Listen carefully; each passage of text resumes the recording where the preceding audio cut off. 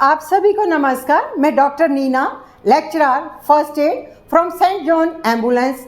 आज मैं आपको एक ऐसे शख्स से रूबरू करवाऊंगी जिनका अपना जगदम्बा बेबी केयर सेंटर है, जिन्होंने MBBS MD किया हुआ है। वो हमें CPR के बारे में बताएंगे। अगर ऑन द रोड अगर व्यक्ति घायल है तो कैसे CPR देना है, चाहे बच्चा हो, बूढ़ा हो, जवान हो, कैसे CPR देंगे। यदि बच्चा छोटा है तो कैसे CPR देंगे, यदि हॉस्पिटल में है तो हॉस्पिटल में कैसे CPR दिया जाएगा, ऑन द रोड है तो कैसे दिया जाएगा। ये जो सर हैं हमारे, जिनका नाम है डॉक्टर मनोज मित्तल, डॉक्टर मनोज मित्तल, जो खुद वीडियोस अपनी बनाते हैं। 3 लाख से भी ऊपर इनके सब्सक्राइबर हैं और मिलियंस में इनके व्यूज़ हैं। आज मैं ऐसे शख्स से आपकी रूबरू करवाती हूँ। सर, आपका मेरे चैनल में बहुत बहुत स्वागत है। आपको नमस्कार सर। आप प्लीज़ हमारे व्यूवर्स को बताएं कि CPR क्या होता है, please sir. Thank you ma'am, thank you. मेरा सौभाग्य है कि मुझे इस चैनल पे भी आने का मौका मिला। वैसे बहुत सारे चैनल्स पे मैं लाइव होता हूँ। ये मेरा यूट्यूब का प्ले बटन है, सिल्वर प्ले बटन। तो अब मैं आपको बताता हूँ cardio pulmonary resuscitation, what is CPR।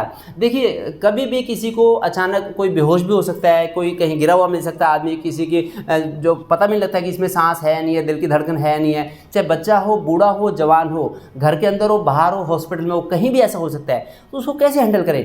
अगर आपको फर्स्ट गोल्डन मिनट, पहली 1 मिनट में आपने अगर उसको संभाल लिया तो उसकी जान बच सकती है, जो कि करोड़ों रुपए से भी जिसकी तुलना नहीं कर सकते हम।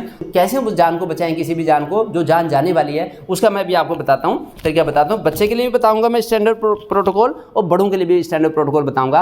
अब देखते हैं कि अगर कोई बड़ा है और अगर अचानक हमें बेहोश पड़ा मिलता है या हमारे सामने देखते देखते बेहोश हो जाता है तो क्या करेंगे। सबसे पहले देखें कि इसकी बेहोशी का कारण क्या है। क्या कोई बिजली का करंट तो नहीं लग गया इसे, अगर तार है, क्योंकि हम उसको बचाने के चक्कर, अगर हम भी उसी चक्कर में फंस गए तो फिर बड़ी दिक्कत हो जाएगी। तो पहले हम अपने आप को भी सेव करेंगे और उसको, पेशेंट को भी सेव करेंगे। तो आसपास अगर कहीं बिजली का करंट है तो उसको किसी भी ऑब्जेक्ट से हम अलग कर देंगे, जो कंडक्टर ना हो इलेक्ट्रिसिटी का, लकड़ी से, किसी भी चीज़ से ऐसे अलग करके दूर फिर करेंगे। या कहीं आग लगने वाली या इनफ्लेमेबल चीज़ है तो उससे भी दूर करेंगे। सेफ प्लेस में हम ले जा सकते हैं उसको। दूसरा ये है कि हम रेस्पॉन्स देखेंगे कि hello, how are you, hello hello, ऐसे करके थपथपाएंगे कि वो कॉन्शियस है, अनकॉन्शियस है। मान लो कोई रिस्पॉन्स नहीं मिलता, फिर हम देखेंगे कि क्या उसमें सांस है नहीं है। सांस देखेंगे हम ऐसे ऐसे, हम फील भी करेंगे, टच भी करेंगे, देखेंगे भी, पहले देखेंगे, लुक करेंगे, फिर फील करेंगे ऐसे, फिर टच करके देखेंगे कि सांस, सुन के देखेंगे कि सांस ऐसे है नहीं है, नाक से सांस आ रही। फिर हम उसकी नब्ज़ देखेंगे। या तो हम जो गर्दन पे, हमारे गर्दन के पास में यहाँ पे आर्टरी की बड़ी तेज़ धमनी की स्पीड होती है, वो देखेंगे कि है नहीं है हार्ट बीट, इसमें दिल ये है नहीं है। फिर हम दिल पे भी हाथ रख के देख सकते हैं कि क्या हार्ट बीट है नहीं है, तो उसमें पल्स, हम नब्ज भी देख सकते हैं ऐसे हाथ में, तब है नहीं। लेकिन ये जो भी काम करना होगा हमें बड़ा फास्ट करना होगा। फिर तुरंत जैसे हमने देखा कि नब्ज नहीं मिल रही, एकदम हम एम्बुलेंस के लिए बुलाएंगे। इस समय जो एम्बुलेंस का नंबर है 112, 112 नंबर है, उसी से फटाक से जो भी आपका अगर असिस्टेंट है तो एकदम कोई है, सुनो सुनो, 2-3 बार कस के हम आवाज़ लगाएंगे तो किसी को बुला भी लेंगे। फिर एम्बुलेंस के लिए फ़ोन करने के लिए बोल देंगे किसी को भी। फिर हम तुरंत हम पेशेंट को संभालेंगे कि अगर इसमें सांस नहीं आ रही, नब्ज भी नहीं आ रही, तुरंत हमें दिल की धड़कन के लिए ऐसे लॉकिंग करनी है, ऐसे लॉक करके। और फिर यहाँ पे जैसे दोनों निप्पल हैं, दोनों निप्पल से लगभग 2 इंच नीचे अगर एडल्ट है तो ऐसे पूरे इसको, कोहनियों को मुड़ने नहीं देंगे, कोहनियाँ सीधे रखनी है। फिर लगभग 2 इंच तक जाए ऐसे।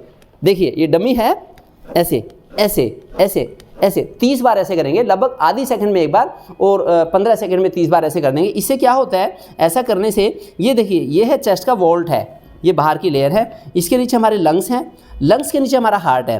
तो लंग हमारे हाथों और पीछे की बोन्स, जो रिब्स की बोन है, इसके बीच में हार्ट को पंपिंग करके हार्ट को बड़ी स्ट्रेंथ मिलती है। और हार्ट अगर सुस्त पड़ रहा है, उसके अंदर हिम्मत नहीं है, तो उसके अंदर हिम्मत आ जाती है, जिससे कि पूरी ब्रेन को भी ऑक्सीजन मिल जाती है, न्यूट्रिशन मिल जाता है, और उसकी नब्ज दोबारा से चल सकती है, दिल की धड़कन आ सकती है। ऐसे कर लेंगे। लेकिन कुछ सावधानियाँ रखनी है हमें, उनका हम ध्यान रखेंगे। वो मैं अभी आपको बताऊँगा कि अगर जैसे जब कोई CPR कर रहा है तो दूसरा बंदा उसको कोई टेढ़ा मेढ़ा ना करे, हिलाए ना, नहीं तो फिर फ्रैक्चर हो सकता है। फिर प्रेशर बहुत ज़्यादा ना दें, अगर ज़्यादा प्रेशर दे देंगे तब फ्रैक्चर हो सकता है। और मूवमेंट, मान लो किसी की स्पाइन टूट, कोई कमर की हड्डी टूट गई गिरने से, और फिर भी हमने उसे खींच लिया, टेढ़ा मेढ़ा कर दिया, तो उसकी कमर की हड्डी का अगर जो आधा फ्रैक्चर था वो पूरा फ्रैक्चर हो सकता है, तो बल्कि उससे और नुकसान हो सकता है। ये ध्यान रखें, इस तरह से करें, उससे फिर इसकी दिल की धड़कन आ सकती है। मीनवाइल हम एम्बुलेंस को बुलाएंगे, जो एम्बुलेंस भी आ सकती है, वो उसको संभाल सकती है। अगर हॉस्पिटल में है तो हम तुरंत ऑक्सीजन लगा सकते हैं और उसको फ्लूइड भी ड्रिप लगा सकते हैं। इसी तरह से अगर कोई बच्चा है, छोटा बच्चा है, तो उसका जो दोनों निप्पल्स हैं ये, अगर कोई बटन है, शर्ट पहन रखी है तो उसके शर्ट के बटन वगैरह भी खोल सकते हैं, जैसे कि सांस आसानी से आ जाए। बच्चा है जैसे निप्पल है तो दोनों निप्पल के बीच में फिर हम केवल उंगलियों से CPR देंगे, ऐसे उंगलियों। जब इसमें बहुत ज़्यादा पूरी शक्ति से नहीं कर सकते हम, पूरी शक्ति से करेंगे तो बच्चे को फ्रैक्चर हो जाएगा। केवल दोनों उंगलियां सीधी रहे, हमारा हाथ सीधा रहना चाहिए। स्पीड इसमें भी वही रखनी है, 30 बार चेस्ट कंप्रेशन करने पड़ेंगे। जब हम 30 बार चेस्ट कंप्रेशन कर देंगे फिर अगला स्टेप है ब्रीदिंग का, तो उसमें माउथ टू माउथ ब्रीदिंग कर लेंगे। अगर हम चाहें तो हमारे पास एक रुमाल हो तो रुमाल भी रख सकते हैं। अगर कोई सोचे कि इसको एड्स होगा तो मेरे को एड्स तो नहीं हो जाएगा, HIV तो नहीं हो जाएगा, तो HIV कभी भी मुंह से ऐसे सांस लेने से नहीं होता। तो फिर भी अगर कोई फिर भी ना देना चाहे तो बेशक आप मुंह से सांस ना दो, लेकिन चेस्ट कंप्रेशन तो जरूर कर दो, इतना तो जरूर करना चाहिए, उससे पेशेंट की जान बच सकती है। और अगर CPR हमने अच्छी तरह से कर दिया तो जान बचने के चांसेस 100% एक्स्ट्रा हो जाते हैं, 200% चांस हो जाते हैं। तो इसलिए आपकी पहली 1 मिनट, ये सारा काम मैंने जो बताया 1 मिनट का है। 15 सेकंड के अंदर 30 बार चेस्ट कंप्रेशन किया हमने, और उससे पहले 15-20 सेकंड के अंदर हमने ऑब्जर्व किया, और अगले 20-30 सेकंड में उसकी सांस आ सकती है। तो ये पहला 1 गोल्डन मिनट ये बड़ा कीमती है। इस तरह की जो इन्फॉर्मेशन है देश के और पूरी दुनिया के हर नागरिक की जिम्मेदारी है कि उसको पता हो, चाहे वो सेकेंडरी क्लास का स्टूडेंट हो या फिर कोई कॉलेज का स्टूडेंट हो। हर किसी की जिम्मेदारी है कि उनको CPR आना चाहिए, क्योंकि किसी के साथ भी ऐसा होता, कोई लिफ्ट में जा रहा है, लिफ्ट में ऐसा हो गया, कोई गाड़ी से उतर रहा है, गाड़ी से चढ़ रहा है, तभी चक्कर खा के गिर गया, कहीं भी खतरा तो कहीं भी हो सकता है। तो उसके लिए हमें हमेशा तैयार रहना चाहिए। जो काम एक डॉक्टर करेंगे हॉस्पिटल में जाके, वो छोटे से CPR से आप उसमें बचा सकते हैं। और अगर हमने पहले 1 मिनट को वेस्ट कर दिया, अगर उसकी सांस खत्म ही हो गई, डेड हो गया, फिर तो चाहे जितनी महंगी से महंगी मशीन हो, वेंटिलेटर के ऊपर डालेंगे, फिर भी उसको बचाना पॉसिबल नहीं है। अदरवाइज अगर हॉस्पिटल के अंदर ऐसा इंसिडेंस होता है तो हॉस्पिटल में हम लोग ऑक्सीजन लगाते हैं, ये सेंट्रल ऑक्सीजन सप्लाई है, सेंट्रल ऑक्सीजन सप्लाई से ऑक्सीजन लगाते हैं। फिर हम इमरजेंसी की क्रैश कार्ड से इमरजेंसी की ड्रग्स भी देते हैं। जो चौथा पार्ट है CPR में A, B, C, D 3 part होते हैं। पहला हो गया एयरवे को हमने सिक्योर कर लिया कि सांस सीधी जा रही है नहीं जा रही, फील करके देखा सांस का, फिर हमने ब्रीदिंग का देखा, फिर हमने कंप्रेशन किया। और चौथा पार्ट होता है ड्रग्स। ड्रग्स हम केवल हॉस्पिटल में दे सकते हैं, ड्रग्स तो केवल डॉक्टर ही दे सकते हैं, बाकी वेंटिलेटर की जरूरत पड़ी तो फिर वेंटिलेटर पर रख सकते हैं पेशेंट को हम। ये एडवांस स्टेप है। लेकिन एक CPR किया जाए, कार्डियोपल्मोनरी रिससिटेशन, ये इसके जो स्टेप हैं ये तो हर नागरिक की जिम्मेदारी है, हर नागरिक का कर्तव्य है। मैं चाहता हूँ कि ऐसी ऐसी इन्फॉर्मेशन आप सब लोगों को बताएं कि जिससे कि सबको बेसिक टेक्निक्स का पता रहे। मैंने तो CPR की जो वीडियोस हैं अपने जगदम्बा बेबी केयर के यूट्यूब चैनल पे भी पोस्ट करी हैं। ऐसे कई सारे सेशन किए हैं मैंने। फायर की भी मॉक ड्रिल की है, अगर आग लग जाए बिल्डिंग में तो क्या करना होगा, कार्डियोपल्मोनरी रिससिटेशन कैसे करना, वो भी किया है। जब मैं लाइव होता हूँ अपने यूट्यूब चैनल पर जगदम्बा बेबी केयर पे, तो मेरे साथ 3 लाख लोग लाइव होते हैं, और वो इन्फॉर्मेशन पूरे वर्ल्ड ओवर ट्रैवल करती है, स्प्रेड होती है, उसका ट्रांसमिशन होता है। तो मैं चाहता हूँ कि ऐसी ऐसी information, basic information public interest में, समाज के हित में आप पूरे देश में फैलाएं, जिससे कि अगर कोई ऐसा बेहोश आदमी को देखे तो भागे ना या डर ना जाए कि अरे मैं क्या करूं, तुरंत अपनी जिम्मेदारी समझाए और फटाफट सारे जो स्टेप के जो CPR के ABCD के स्टेप हैं वो चारों स्टेप ऐसे वो गो थ्रू हो सकते हैं। सर एक बात मेरे को पूछनी थी, यदि हम मुंह से सांस नहीं दे सकते तो क्या हम चेस्ट कंप्रेशन केवल कर सकते हैं? हाँ, अगर किसी को फोबिया है, अगर कोई डरता है, घबराता है कि कहीं इससे मेरे को इन्फेक्शन ना हो जाए, तो ऐसा कर सकते हैं। वैसे हम डॉक्टर को कभी कोई फोबिया नहीं होता, हमें अगर पेशेंट मिलेगा तो हम तुरंत उसे मुंह से भी सांस देंगे। अदरवाइज अगर हम मुंह से सांस देते हैं फिर तो 100% चांस बढ़ जाते हैं सर्वाइवल के,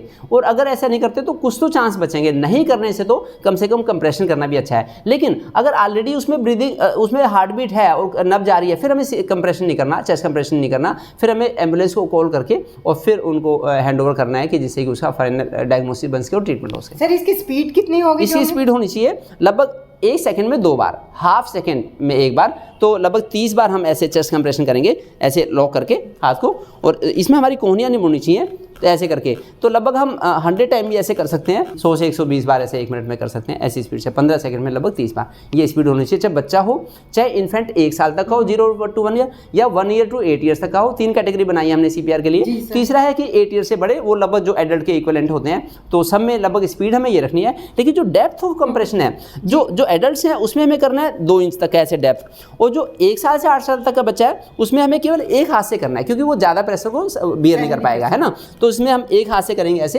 लगभग 1 इंच तक की डेप्थ, और जो छोटा बच्चा 2 उंगलियों से लगभग आधे इंच की डेप्थ तक ऐसे कर सकते हैं। ये बेसिक डिफरेंस है। Okay sir. सर आपने तो यहाँ बहुत अच्छा बताया, यहाँ तो बैम्बो बैग भी है, इसका क्या यूज़ है? जब ब्रीदिंग की दिक्कत आ रही है, अगर कोई मुंह से सांस ना दे इसके, तो अगर आप चाहें तो गाड़ी में भी रख सकते हैं, या अपनी बिल्डिंग में जिनका कोई स्कूल है जहाँ पे कि ऐसा लगता है कि बच्चे कभी भी फेंटिंग के एपिसोड हो सकते हैं, हमने कोई स्टीनेस एक्सरसाइज करवाई, बच्चे को रनिंग कराई, तो ऐसी जगह में अम्बू बैग रख भी सकते हैं। तो मुँह से सांस ना देने के बजाय हम एडल्ट में इतने बड़े वाले अम्बू बैग से सांस दे सकते 2 बार ऐसे 30 कंप्रेशन के बाद मुंह से ना सांस देके अम्बू बैग से देते हैं। अगर कोई छोटा बच्चा है तो उसके मास्क छोटे होते हैं, ये मास्क को ऐसे सील करके और छोटे बच्चे को देखिए ऐसे देते हैं। इसमें जिसको डर हो, फोबिया कि मेरे को इन्फेक्शन हो, तो एम्बू बैग से सांस देते हैं।